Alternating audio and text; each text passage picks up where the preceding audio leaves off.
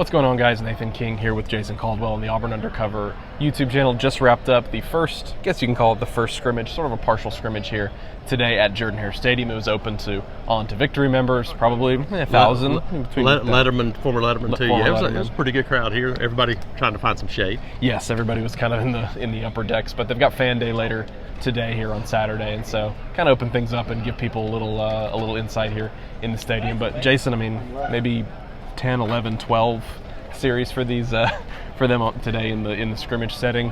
No surprise, we usually see in the early stages of camp that the defense has a bit of an edge. Took the quarterbacks a while to get going, but we saw a lot of good defensive execution today. I thought, and you pointed out they're running a lot of different stuff. I thought it was probably more looks from a defense one week into camp than I can remember. Yep. I mean, they threw a bunch at the offense today, and I'd already talked to Hugh Freeze a couple of days ago. He's like, "Look, I'm not going to show a whole bunch." Right.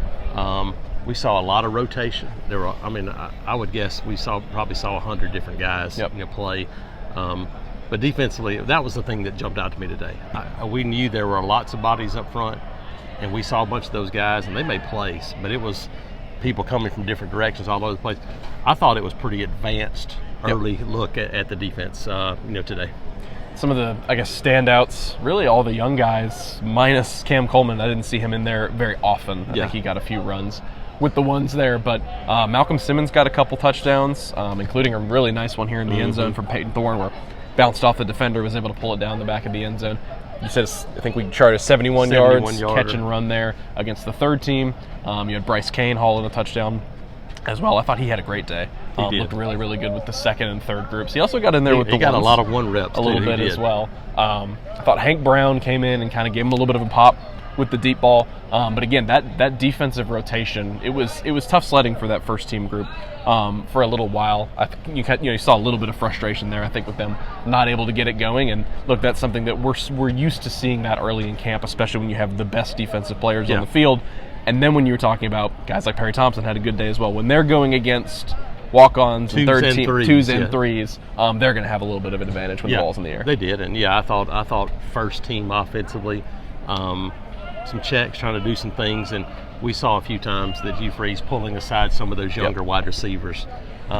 So that's the thing is that you never really know, and we try to talk about sometimes, is that in this system, if the receiver doesn't pick up the right, and he doesn't read the defense correctly, then it kind of throws everything off. We saw that a couple of times, but that's what when you have Malcolm and Perry, especially getting into the mix with that one group at times, those things are going to happen because they haven't been in the system as much. So I thought overall, about what you would expect from a scrimmage. Not a ton of penalties, a couple of, as Hugh Freeze said, a couple of little chippy things there when they went.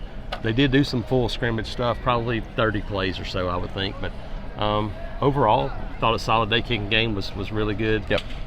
So, a pretty solid first day. Yeah, Keandre Lambert-Smith, fully dressed out, no wrapping on that ankle anymore, but he didn't go through anything, just working by himself the whole time. And then Keontae Scott also didn't go through anything, and so that gave us a better chance to look at these young DBs. Antonio Kite got a lot of reps with the ones. Yes, he did. J.C. Hart, interesting situation as well, because he does have that non-contact jersey, but it doesn't really seem like that's affecting very much. They were. For him. I think they let him play, but he probably wouldn't be in there in tackling drills, things like that, because of his shoulder. But we got to see him. I thought the younger guys on both sides of the ball, we thought, hey, that's probably who we'll see more of, and we did.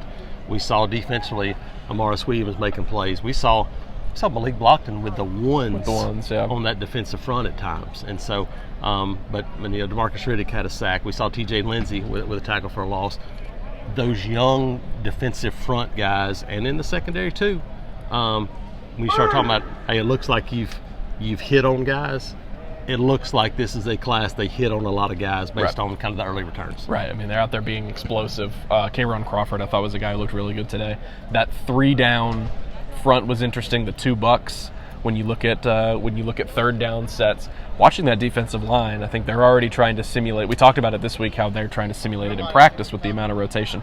You saw that today. I mean, they'd go a couple plays, pull 2 guys out, put them back in. Really, I mean, when you look at Philip Bleedy, Isaiah Rakes, Bobby Travis got a lot of reps in there as well. Jason Malik Jones, Blockton, obviously, in there. Jason Jones. All of those guys, I think, are rotating pretty evenly Yeah. right now. I think that was kind of a good example of what we've been seeing in practice, is the fact that when you were with the ones and with the twos today, it was pretty much the same guys rotating the entire day. It was, and I think the overall theme of this one, for when we talk to Hugh Freeze next week one day, is I think he's going to say, hey, got some things on film, know some things about this team, but I thought it was numbers, athleticism, depth.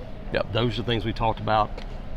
If your defense doesn't have a good day today, you're probably scared to death, because they're going to be much more advanced and further ahead than an offense that showed up today.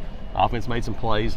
Now you'll start to narrow things down, and who knows? I thought for a while it was going to be, hey, Hank Brown was a guy that looked like he had taken the twos. Holden Garner made some really good throws. Walker White made some good throws with the threes. I don't know that we saw a whole lot of separation from the next guy today. Yeah, I agree. We were thinking the same sort of thing, and then you saw Hank get in there with the twos, and then Holden came in and threw a touchdown. I think, like you said, the first team offense, guys like Peyton Thorne and those new receiver groups, getting that on film this weekend, I think was important. And you're looking and saying, hey, why didn't this work early next week? Because obviously this, when you go 11 on 11 offense versus defense, is very different than just running the drills in practice. So that'll wrap it up for us today, guys. Good showing today. I thought, kind of run into a lot of people. Again, fan day later on today. So for Jason Caldwell, I'm Nathan King. Appreciate you guys tuning in. Keep it locked at auburnundercover.com.